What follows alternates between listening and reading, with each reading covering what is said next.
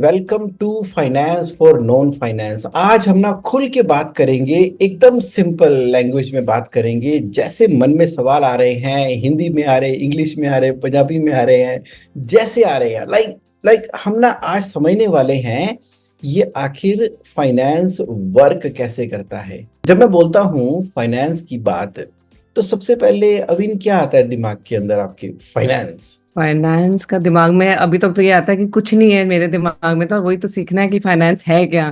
Factory में अगर जाते हैं तो मेन चीज वही होती है कि क्या आ रहा है और क्या जा रहा है। सबसे पहले तो वही सीखना है मुझे, in got and it. Out, ठीक है। Because that I am not able to control right now. Got it.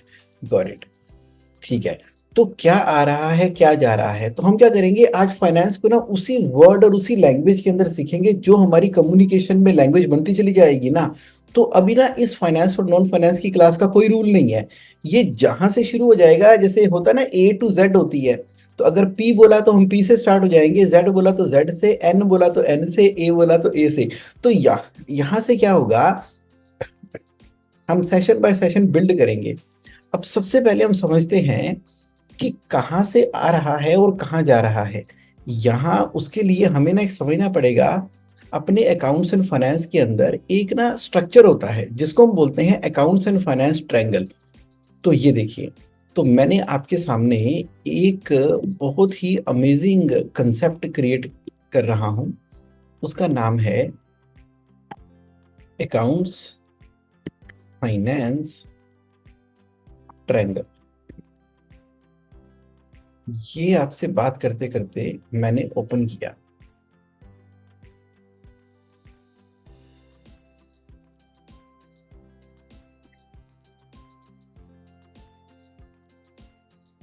लो जी, आपको मेरी स्क्रीन नजर आ रही है। अब देखिए मेरी स्क्रीन के सबसे बॉटम पे चले जाओ, सबसे बॉटम पे। तो यहां पे लिखा हुआ है ए आर। ए आर का मतलब है अकाउंट रिसीवेबल। अकाउंट रिसीवेबल का मतलब है कि जो आ रहा है। अकाउंट रिसीवेबल, रिसीव यानी कि रिसीव करना, तो अकाउंट रिसीवेबल। ये पूरा का पूरा अकाउंट रिसीवेबल एक एरिया है फाइनेंस एंड अकाउंट्स के अंदर, ए आर। और अब उसके बिल्कुल साथ में देखो एपी। एपी का मतलब है अकाउंट्स पेबल, जो मुझे देना है। यानी कि एआर से आता है, एपी से जाता है। Account receivable, account payable. जब भी आप कभी कंपनी की बोर्ड मीटिंग में बैठे हैं, अकाउंटेंट के साथ में बैठे हैं, कि वो बोलते हैं बातों बातों में, मैडम इतना पेबल हो गया जी, अकाउंट पेबल इतना है जी हमारा, सप्लायर को पेमेंट करनी है। सप्लायर को पेमेंट करनी मतलब अकाउंट पेबल है। अच्छा, रिसीव करना है, कस्टमर को सेल किया हुआ पैसे अभी आने हैं, तो अकाउंट रिसीवेबल है। तो anything which is relating to receiving, that is called account receivable. Anything which is relating to payable, that constitute of account payable. अब जरा अकाउंट रिसीवेबल की अच्छे से स्टडी कर लेते हैं। अकाउंट रिसीवेबल हमारे पास क्यों होगा? अकाउंट रिसीवेबल हमारे पास होगा वो सारी की सारी एक्टिविटीज करके, ए टू जेड वो सारी की सारी एक्टिविटी करके, जिसकी वजह से हम सामने वाले कस्टमर को सेल करते हैं। और फिर सेल करने के बाद पैसा उससे हमारे पास में आता है। उन सभी एक्टिविटी को हम एआर एक्टिविटी के अंदर कॉन्स्टिट्यूट करते हैं। जैसे कि अकाउंट रिसीवेबल। अच्छा, हमने जब डिस्पैच किया अपना मटेरियल, जब हम डिस्पैच करेंगे तो साथ में उसके एक इनवॉइस भी बनाएंगे, जिसको बिल बोलते हैं, इनवॉइस बोलते हैं। तो गुड्स एंड सर्विसेज के साथ में इनवॉइस बना, उसके पास चला गया, डिस्पैच हो गया। वो सामने वाले के पास जब गुड्स और मटेरियल पहुंच गया, तो उसके पास हमने जो इनवॉइस भेजा था, तो वो उसको रिसीविंग करेगा। आजकल रिसीविंग करने के बहुत सारे तरीके हैं। रिसीविंग जो है, लोग जब हम उनके पास इनवॉइस भेजते हैं, उसकी दो कॉपियां जाती हैं। तो एक तो वो मटेरियल रिसीव कर लेते हैं हमारा, दूसरी कॉपी के ऊपर रिसीविंग की स्टैंप लगा के अपने साइन करके हमें वापस कर देते हैं। और उसको, उस इनवॉइस को हम अपने पास संभाल के रखते हैं। कल को अगर सामने वाले ने मना कर दिया कि आपने हमें मटेरियल ही नहीं दिया, तो हमारे पास प्रूफ होना चाहिए। नहीं सर, हमने आपको इनवॉइस दिया था। हाँ जी दिया था। और आपने उसको रिसीव किया था, ये देखो मैंने अपने पास फाइल बना रखी है।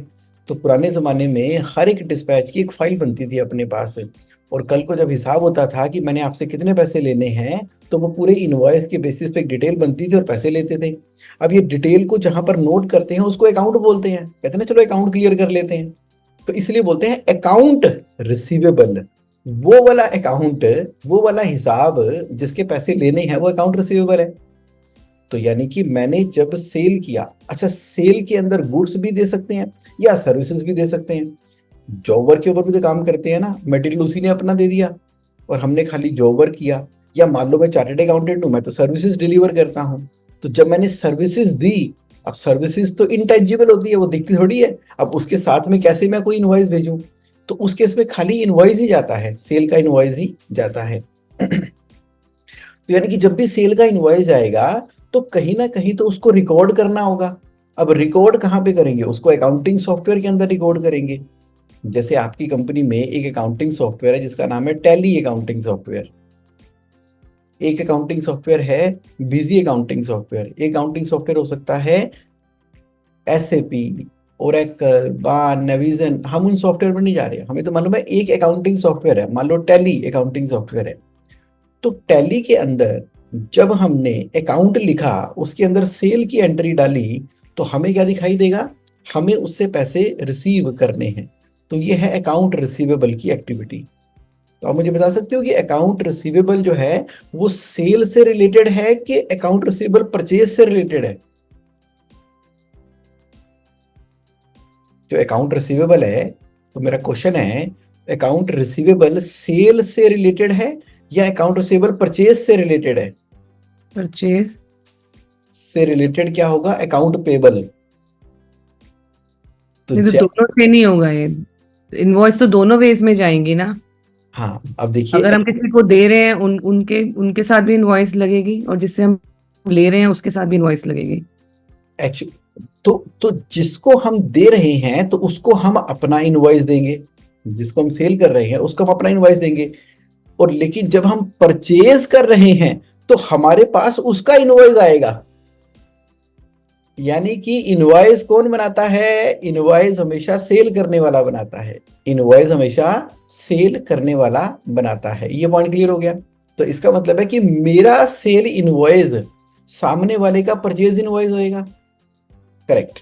तो यहां पर हमने ये समझा कि आज की डेट में पैसा आ रहा है और पैसा जा रहा है, यानी कि जो जो कुछ मैं सेल करूंगा उसके बदले में पैसा आएगा, जो जो मैं परचेज करूंगा उसके बदले में पैसा जाएगा।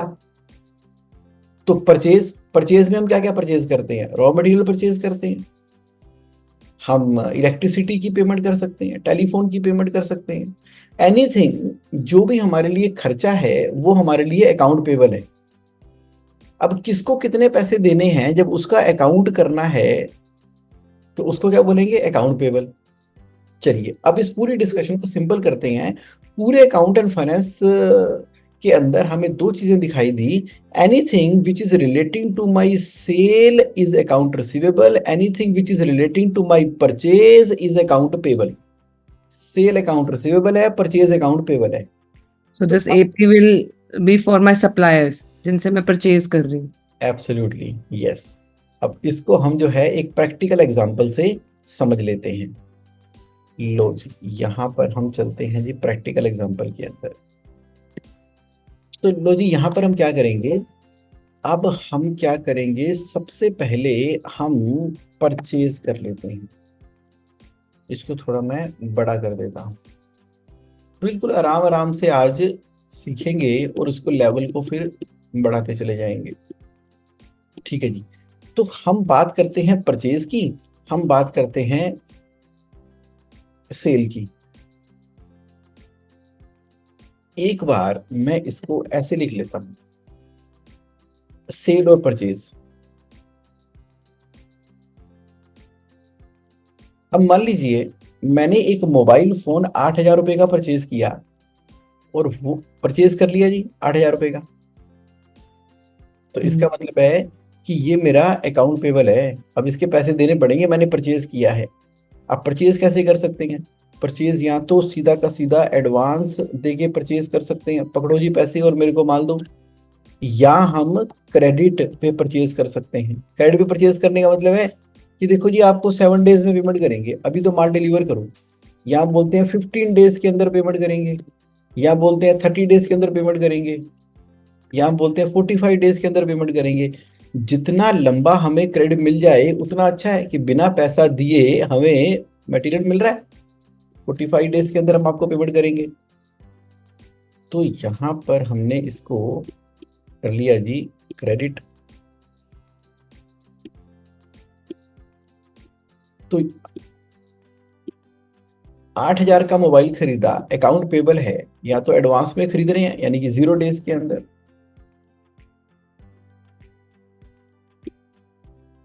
या हम खरीद रहे हैं उसको क्रेडिट पेमेंट टर्म्स के ऊपर। तो सबसे बढ़िया कहलाता है जितना लंबा हमें क्रेडिट पीरियड मिल जाए ना, तो हमें माल दे दे, पैसे ले लियो आराम से, जितना लंबा उतना बेहतर।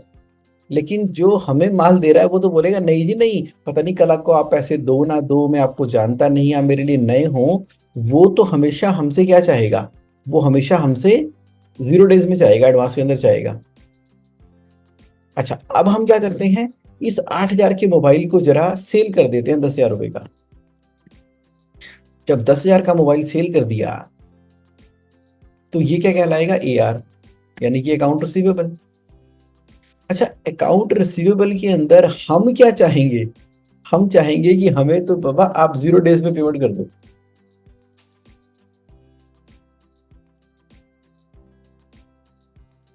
हम चाहेंगे कि आप हमें 0 डेज के अंदर पेमेंट कर दो। ऐसा क्यों? ऐसा इसलिए ऐसा इसलिए क्योंकि लो जी, 8,000 का मोबाइल उधारी में खरीद लिया करोल बाग से, अभी उसके पैसे देने हैं आराम से 45 दिनों के बाद, और बेच दिया हाथ के हाथ, ये पकड़ो जी फोन, पैसे दो जी हमारे। अच्छा, एक तो 10,000 रुपये हमारे बैंक में आ गए, और ऊपर से जो हमें 8,000 देने हैं वो भी बाद में देने हैं 45 डेज के अंदर।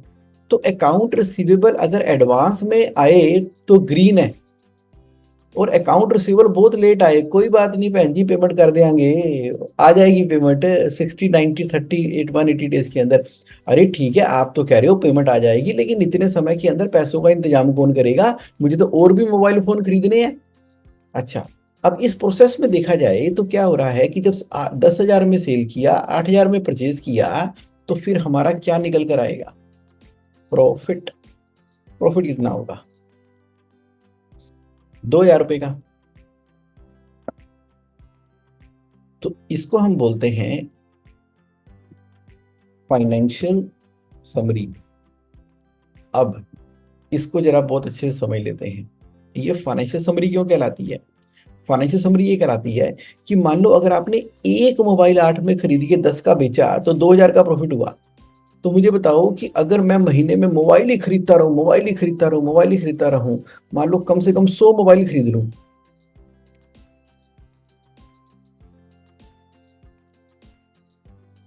और 100 के 100 मोबाइल ही बेच दूं,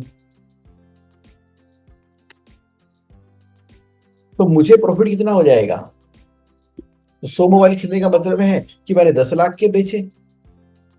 100 मोबाइल खरीदने का मतलब है कि मैंने 10 लाख के बेचे और 8 लाख के खरीदे, 2 लाख का प्रॉफिट हो गया। तो मतलब ये था कि नंबर ऑफ ट्रांजैक्शन से फर्क नहीं पड़ता, फाइनेंशियल समरी का प्रॉफिट निकालने का बेस ना सेम ही रहता है। मैं एक बार इसको फार्मूला से लिंक कर देता हूँ। कैसे लिंक कर देता हूँ कि मान लीजिए हमारा जो रेट है और क्वांटिटी है, इसको यहाँ लिख देता हूँ। हमारा रेट बेचने का 10,000 रुपये है और एक बेचा, और खरीदने का रेट 8,000 रुपये है, एक खरीदा। तो मैंने सेल कितने में की थी, 10,000 गुणा में एक इजिकल टू ये 8,000 गुणा में एक इजिकल टू 8,000। इसका मतलब है अगर मैंने एक मोबाइल खरीदा बेचा तो 2,000 का प्रॉफिट हुआ। राइट। तो अगर मैं 10 मोबाइल खरीदता बेचता हूं तो प्रॉफिट 20,000 का हुआ। 100 मोबाइल खरीदता बेचता हूं तो प्रॉफिट 2 लाख का हुआ। 1,000 मोबाइल खरीदता हूं तो प्रॉफिट मुझे 20 लाख का हुआ। 10,000 मोबाइल खरीदता बेचता हूं तो मुझे 1, 2, 3, 4, 5, 6, 7, 2 करोड़ का प्रॉफिट हुआ। तो इसका मतलब है कि बिजनेस में कहते हैं ना, आपकी सेल कितनी है, हमारी 100 करोड़ की है, पिछली बार 150 करोड़ की थी, इस बार 80 करोड़ की है, फिर 40 करोड़ की है। अरे ये तो क्वांटिटी और क्वांटिटी का खेल है ना।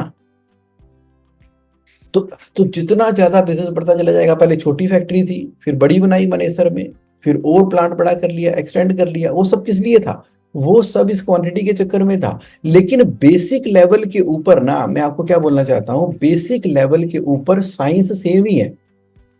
10,000 रुपए का बेचा, जो कि अकाउंट रिसीवेबल कहलाता है, जितना जल्दी आ जाए उतना बेहतर। 8,000 का खरीदा, उसको अकाउंट पेबल कहते हैं, और जितना लेट पे करें उतना बेहतर। यहां तक जो मैंने आपको बताया, तो इसमें मेरा अब आपसे क्रॉस क्वेश्चन ये है कि अकाउंट रिसीवेबल के अंदर, अकाउंट रिसीवेबल के अंदर रिसीवेबल का क्या मतलब है? रिसीवेबल का क्या मतलब है? जो आ रहा है, और लाइक मैंने account- कस्टमर्स को जो बेचा है उसके बदले में जो मुझे पेमेंट आ रही है, दैट्स रिसीवेबल। और अकाउंट पेबल का क्या मतलब है? परचेज जो मैं सप्लायर से परचेज कर रही हूँ। बिल्कुल ठीक है। तो अब हमारा अकाउंट में ना सिंपल सिस्टम हो गया कि भैया अकाउंट रिसीवेबल का मतलब है, जैसे आपने दीपक जी से पूछा अपने फाइनेंशियल कंट्रोलर से कि जरा दिखाओ हमारे अकाउंट रिसीवेबल है कितने। वो कहेगा कि मैडम अकाउंट रिसीवेबल इतने, अकाउंट पेबल कितने हैं जी, कितने हैं, इतने हैं जी। अब आपको समझ आ जाएगी अकाउंट रिसीवेबल अकाउंट पेबल का मतलब है कि लेने इतने हैं, देने इतने हैं। जिससे लेने हैं तो अभी भी उससे नहीं आए, तो आप पूछ सकते हो कि हम एडवांस क्यों नहीं लेते? नहीं, एडवांस ले नहीं सकते जी।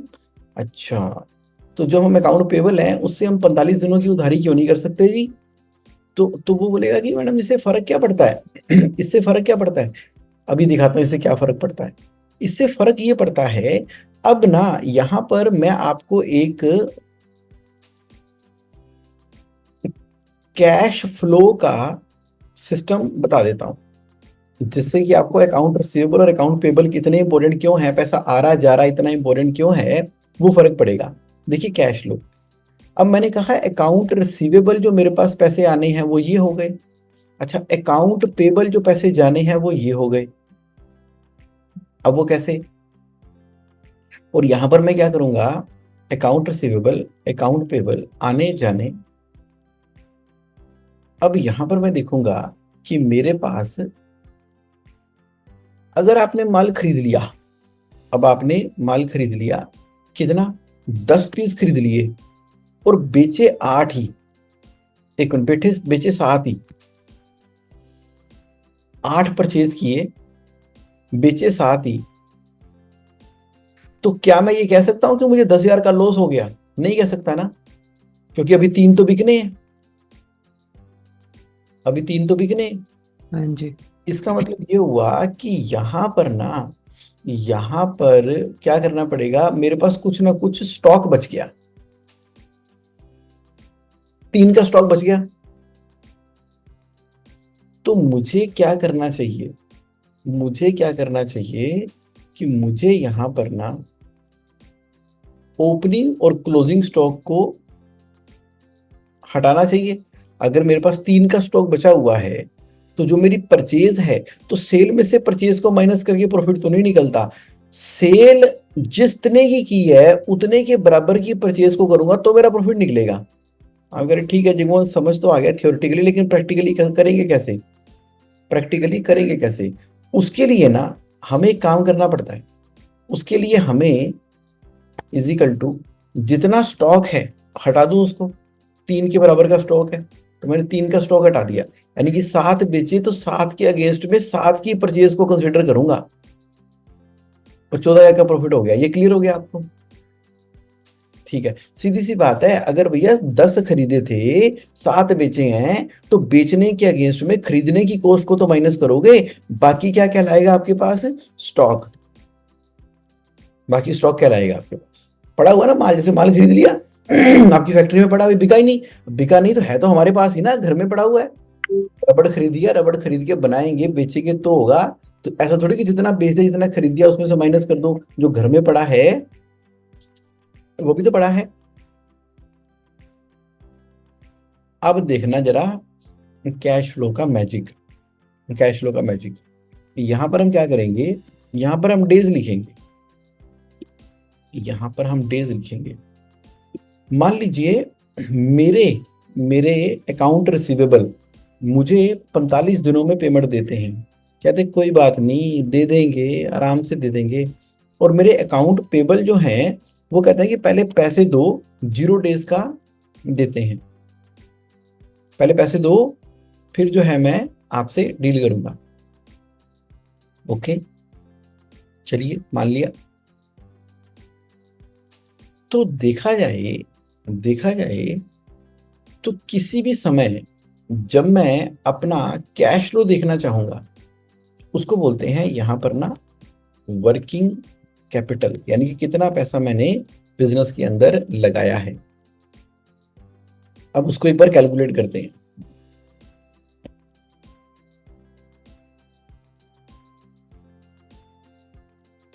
तो यहां पर ना आसान करने के लिए ये देखो, 100 मोबाइल हम बेच देते हैं एक महीने के अंदर। अगर एक महीने में 100 मोबाइल बेच दिए तो हमें 2 लाख का प्रॉफिट हो गया। ऐसा लग रहा है कि मजा आ गया, 2 लाख का प्रॉफिट हो गया। लेकिन जो मेरे को अकाउंट रिसीवेबल आते हैं ना, वो 45 दिनों के अंदर आते हैं। इसका मतलब ये हुआ कि अगर मैं 10 लाख की सेल करता हूं, एक महीने में 30 दिन होते हैं, और मेरे को कस्टमर देते हैं 45 दिनों के अंदर पैसा, यानी कि मेरा मार्केट से जो पैसा लेने का सिस्टम होगा, रेगुलर बेसिस पे मैं सेल करता रहता हूं, तो मुझे मार्केट से 15 लाख रुपए लेने होंगे। अगर मैं एवरी मंथ, मैं क्या कर रहा हूं, मंथली, एक बार के लिए मैंने इसको बना दिया कि ऑन एन एवरेज मंथली मैं इतनी सेल करता हूं। अगर एक महीने में 10 लाख की सेल करता हूं, तो 12 महीनों में 1 करोड़ 20 लाख की सेल करूंगा। तो आप कह रहे हो कि अच्छा अच्छा जगमोहन, अब समझ में आ गई। तुम कह रहे हो कि अगर 45 दिनों की उधारी पे है, तो मार्केट में मेरी उधारी जो रहेगी वो 15 लाख की रहेगी। इसको और मैं आसान कर देता हूँ, एक मिनट और आसान कर देता हूँ, ताकि आपको ना शुरू शुरू में और समझने में आसानी रहे। लो, मैं कहता हूं कि पूरे साल के अंदर मैंने ये सेल की है 100 मोबाइल की। आसान करता हूं, पहले समझ लेते हैं, फिर उससे आसान हो जाएगा। सेल मैंने पूरे साल में 10 लाख की है। इसका मतलब है कि जो मुझे मार्केट से पैसा लेना है, वो कितना लेना है। साल में 365 दिन होते हैं, this divided bye 365 multiplied by 45 days, यानी कि मुझे आज की डेट में मार्केट से जो पैसा लेना है वो 1,23,000 रुपये लेना है, क्योंकि मैंने सेल तो कर दिया और मुझे 45 दिन में पेमेंट आती है। और मुझे मार्केट में पैसा देना कितना है इजिकल टू पूरे साल में परचेज कितनी की, ये साल में दिन कितने होते हैं 365 गुणा में 0 डेज, कि मार्केट में तो कोई देना ही नहीं है अकाउंट पेबल, क्योंकि जो देना था वो तो मैं एडवांस, 0 डेज का मतलब हो गया एडवांस में कर चुकी हूँ। अभी हम मान लेते हैं स्टॉक कोई नहीं है हमारे पास। तो इसका मतलब है कि बिजनेस में हमारा पैसा कितना लिखा है, कितने लेने माइनस कितने देने, जमा कितने का स्टॉक पड़ा है हमारे पास में, 1,23,000। अब मैं आपको कहना क्या चाह रहा हूं कि आपको 1,23,000 अपने घर से लगाने पड़ेंगे। अब मान लीजिए कस्टमर 45 दिनों में पेमेंट नहीं करते, कस्टमर जो है वो 60 दिनों में पेमेंट करते हैं, तो 1,64,000 लग गए। कस्टमर 60 में पेमेंट नहीं करते, 90 दिनों में पेमेंट करते हैं, तो 2,46,000 लग गए। अपनी तरफ से लग गए ना पैसे, क्यों, ये तो आए ही नहीं। अच्छा, अब उल्टा कर दें, हम क्या कह रहे थे, AR 0 डेज का होना चाहिए, तो अकाउंट रिसीवेबल 0 डेज का कर दिया, और अकाउंट पेबल 45 डेज का होना चाहिए, अकाउंट पेबल को मैंने 45 डेज का कर दिया। अब देखो फिगर माइनस में आ गई, यानी कि 98,630 रुपए जो हैं वो लोगों के मेरे पास पड़े हुए हैं। कैसे, मैंने माल तो खरीद लिया, अभी पैसे दिए नहीं, और वो पैसे मेरे पास पहले ही आ गए।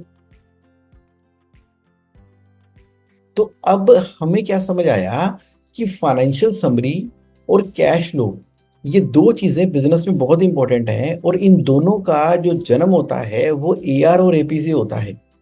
और वो आपका क्वेश्चन ये था कि जगमोहन, ये पैसे आ रहे हैं जा रहे हैं, उसका हिसाब का पता नहीं लगता।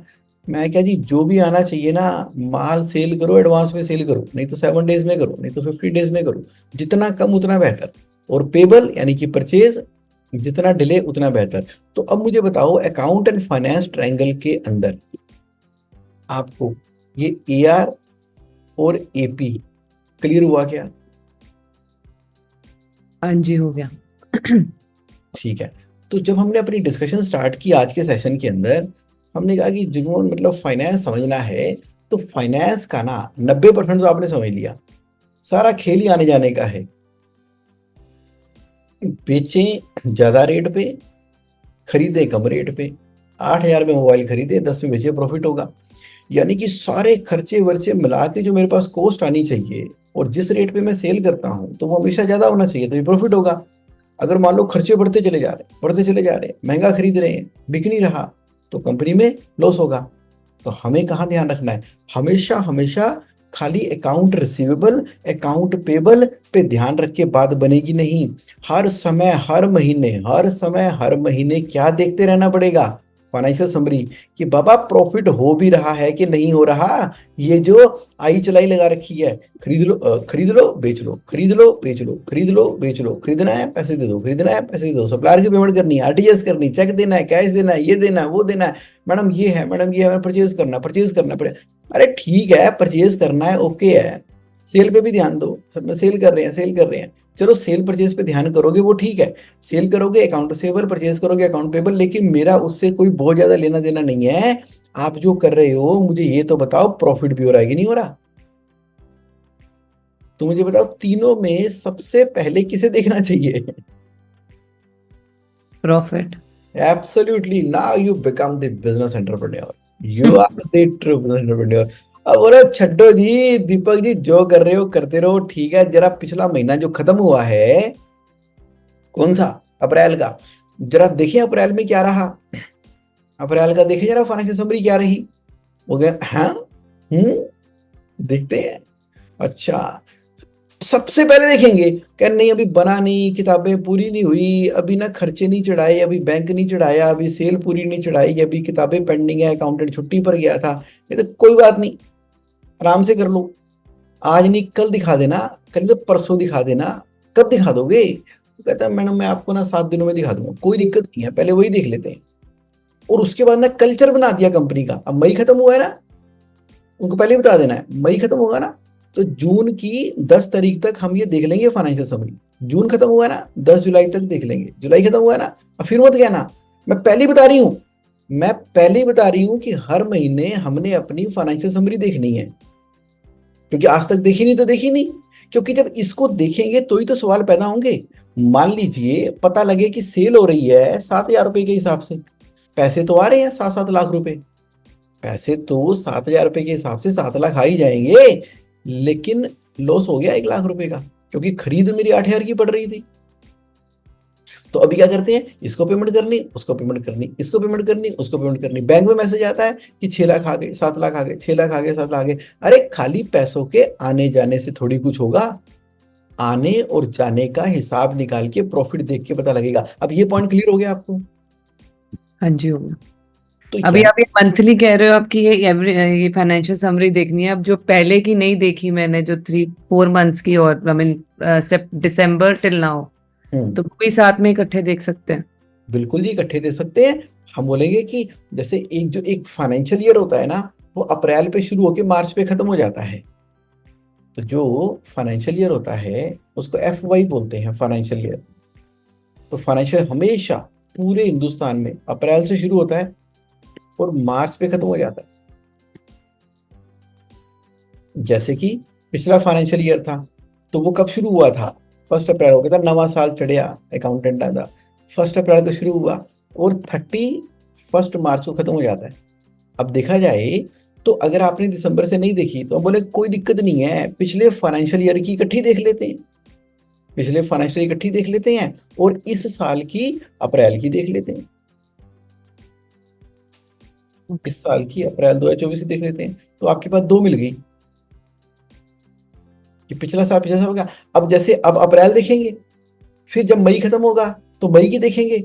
अच्छा, जब मई की देखेंगे, अप्रैल की देख ही चुके हैं, तो फाइनेंशियल समरी के अंदर पता क्या होता है, ये सारे महीने एक के नीचे एक आ रहे होते हैं। वो कैसे, ये देखो बड़ा प्यारा फॉर्मेट है फाइनेंशियल समरी का, आपको दिखाता हूँ। जब भी हमें फाइनेंशियल समरी देखनी है तो कुछ इस तरह से देखनी है।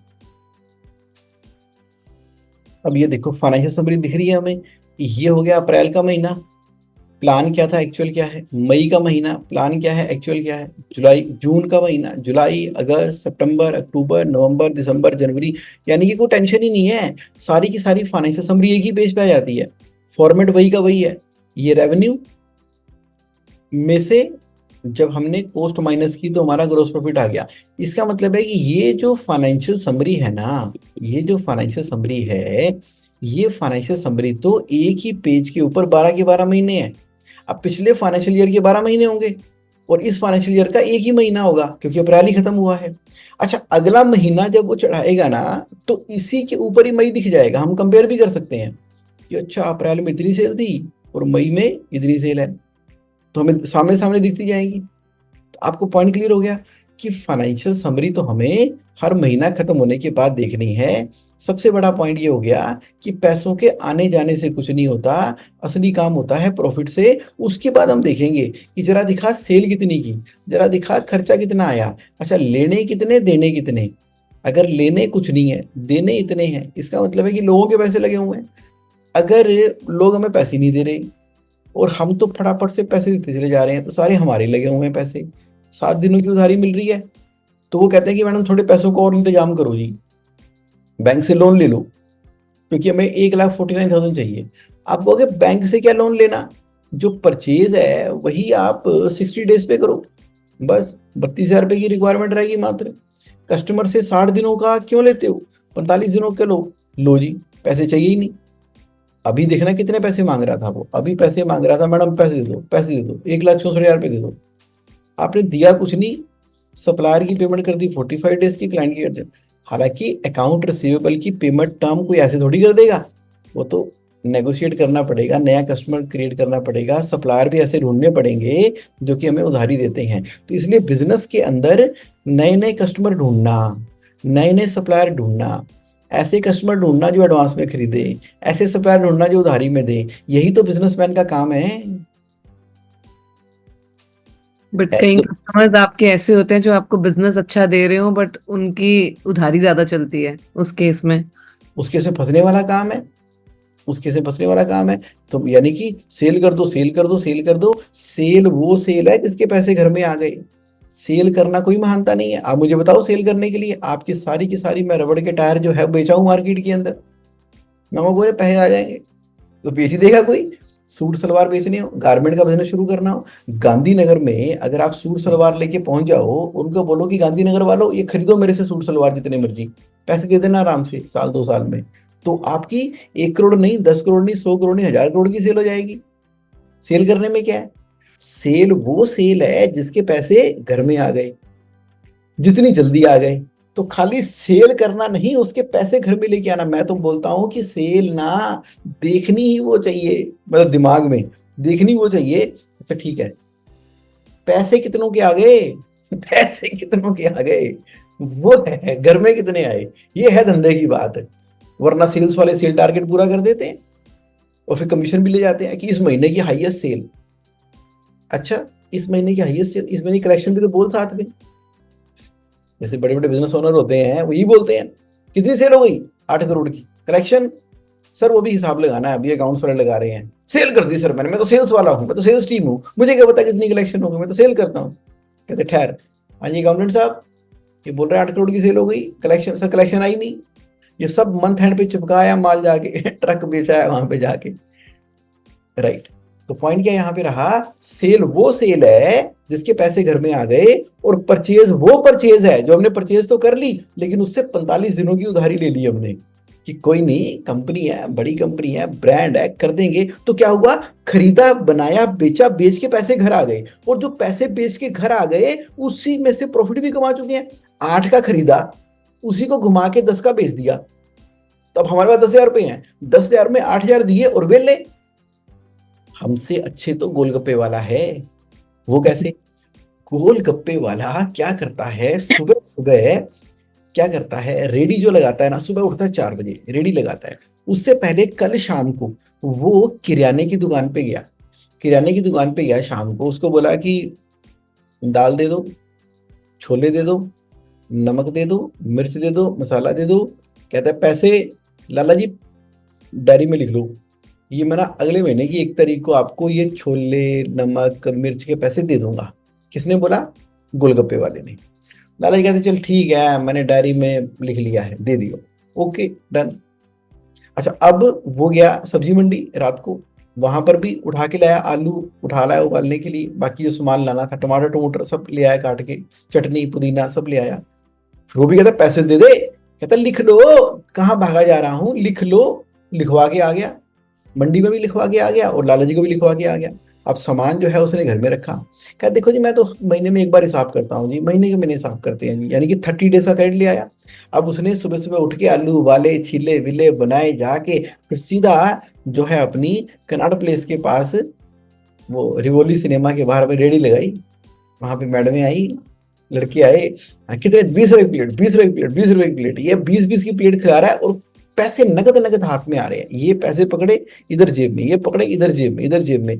अब वो शाम को जब घर पे बैठा है ना, शाम को घर पे बैठा है और उसने सारे पैसे अपने गले में डाले। अब उसके गले में पैसे हैं। आलू किसके? मंडी वालों के। नमक किसका? किराने वाले का। अब आलू मिलते हैं जी 50 रुपए किलो, 40 रुपए किलो। और ये तो भाई साहब गोलगप्पे जो बेच कर आए हैं वो तो 20-20 रुपए की प्लेट बेच के आए हैं। इसके अंदर जीपी मार्जिन देखो, यानी कि 2 रुपए की चीज 20 रुपए में बेच के आए हैं। 2 रुपए की चीज 20 रुपए में बेच के आए हैं, यानी कि 18 रुपए का नेट प्रॉफिट। अब ये 18 रुपए में से जो भी खाएगा पिएगा करेगा, धीरे धीरे ना हमने इस वाले गोलगप्पे वाले को हल्दीराम बना देना है, नथु स्वीट बना देना है, नरुला बना देना है। वही तो, यही तो है, हलवाई तो है ये सारे के सारे। बस फर्क ये है कि वो बेचारा एक ही रेडी पे काम कर रहा है, ये बड़े लार्ज स्केल पे काम कर रहे हैं। हमने उसको मैकडोनल्ड बना देना है। मैकडोनल्ड क्या कर रहा है? आलू टिक्की बर्गर वही तो बेच रहा है, वो बड़े स्केल पे बेच रहा है, ये बेचारा छोटे स्केल पे बेच रहा है। इसके पास कम गोलगप्पे बेच पाता है, इतना सा बचता है। 18 रुपए प्रॉफिट है, 2 रुपए की कॉस्ट है। अब ये पूरा महीना लाला जी के पैसों पे एंजॉय करेगा, उसको बेचेगा, और महीना खत्म होगा उसमें से दे देगा, कितने का आ जाएगा? कुछ भी नहीं। ऐसे सर्कल चलता रहेगा। इसका मतलब है कि वो खाली अपनी मेहनत करके दिमाग लगा के बिजनेस करके प्रॉफिट कमा रहा है। तो कभी भी कोई भी गोलगप्पे वाला और ये चाट टिक्की वाले, बिट्टू टिक्की वाला टिक्कियां तो बेचता था, अमृतसरी कुलचे जो कितनी ब्रांचेस खोल के बैठा हुआ है, अमृतसरी कुलचे कुलचे बेचता था पीरागढ़ी में। अब देखो कहाँ कहाँ कहाँ उसके बन रखे हैं। तो पॉइंट यहाँ पे क्या समझ में आया कि देखो जी, जो बेचना है वो एडवांस में बेचना है, और जो खरीदना है वो उधारी पे खरीदना है। उधारी पे हम तभी खरीद पाएंगे जब हमारी क्रेडिबिलिटी होगी। अब गोलगप्पे वाले को क्रेडिट क्यों मिला? लाला जी कहते हैं कि जिस घर में ये रहता है मैंने तो किराए पे दे रखा है इसको, सामान यहाँ पे पड़ा हुआ, शादी इसकी हो चुकी है, बच्चे यहीं पर ही है, जाएगा कहाँ पे भाग के इधर ही पड़ा सामान इसका, तो लाला जी दे देते हैं। और जो मंडी वाले हैं वो भी कहते हैं रोज ही यहाँ पर आता है, जो हमारी जो जगराता पार्टी है ना मंदिर की, तो वहां पे ये तबला बजाता है और ढोलकी बजाता है।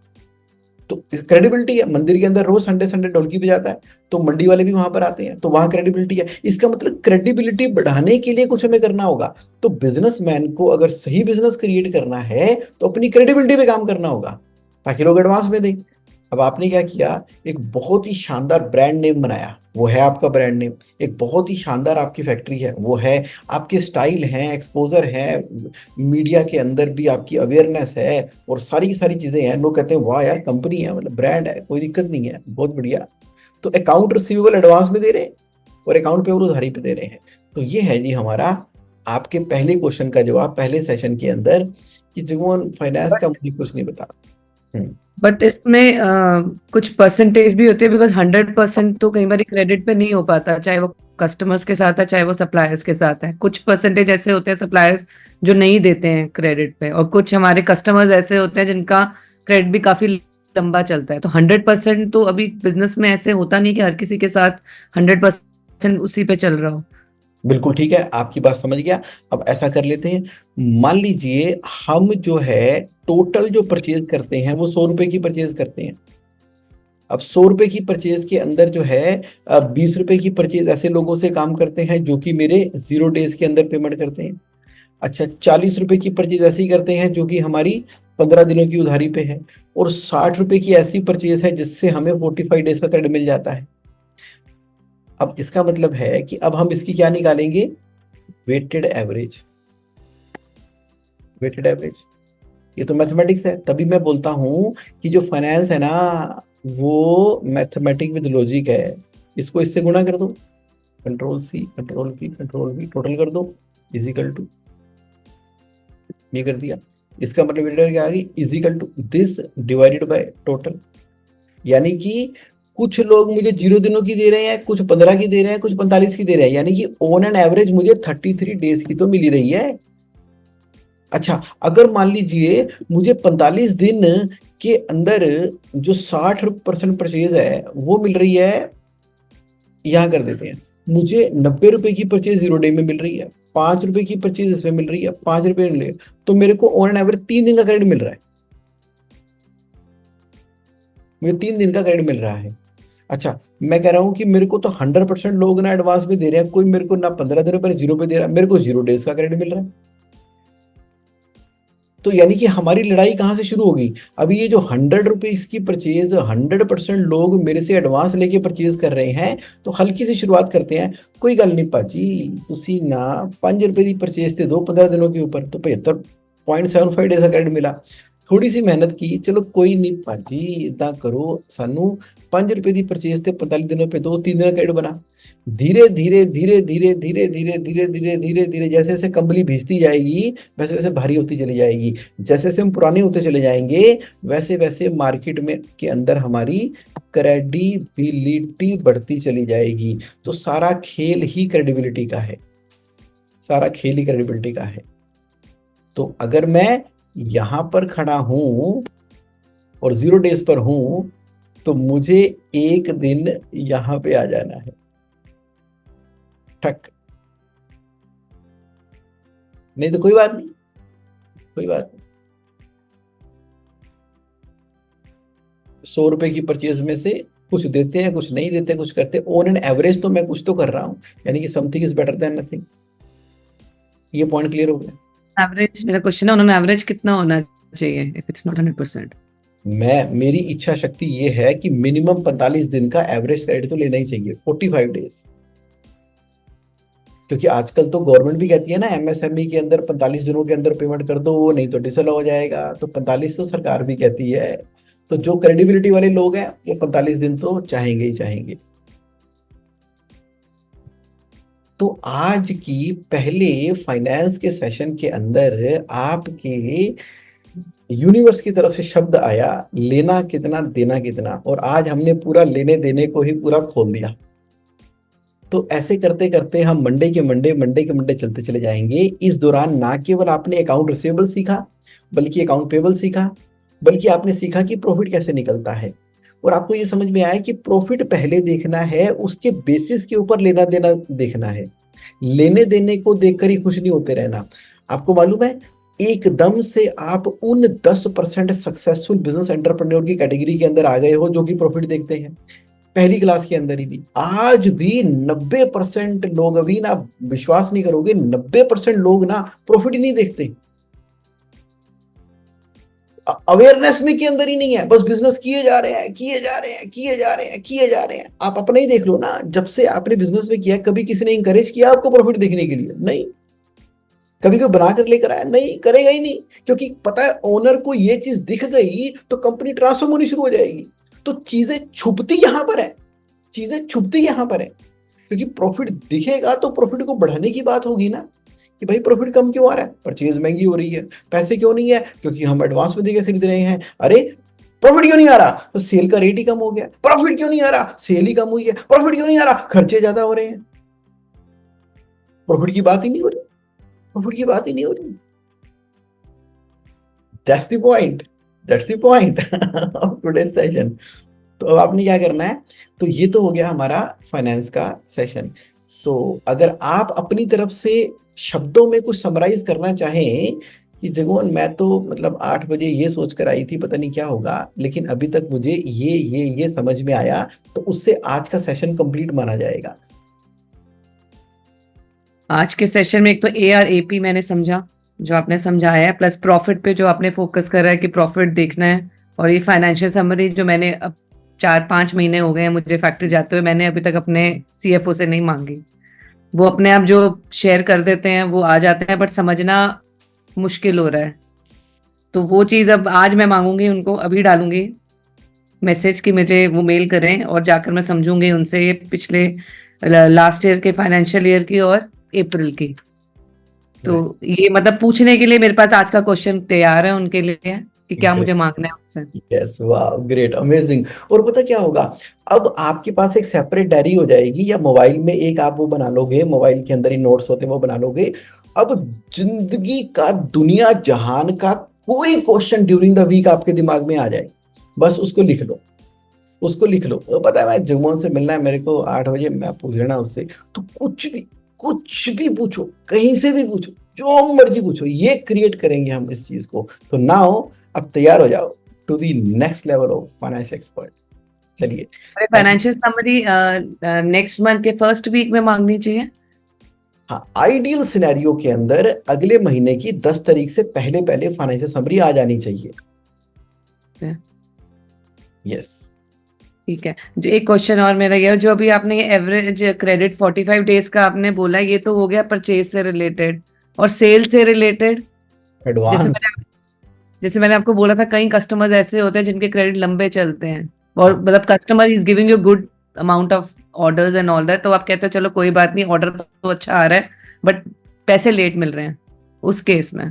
देखो, अगर पैसे लेट भी मिल रहे हैं तो मुझे जो है 30 डेज से ऊपर नहीं करना चाहिए। 30 डेज, ओके। Average 30 days. आने दो 30 डेज में, जाने दो 45 दिनों में, तो भी 15 दिनों का पैसा अपने पास पड़ा है। ओके, फिर दोबारा नेक्स्ट मंडे मिलेंगे नए सेशन के साथ में। ठीक है जी, thank you so much. Okay, thank you, bye. Thank you, have a good day. Thank you.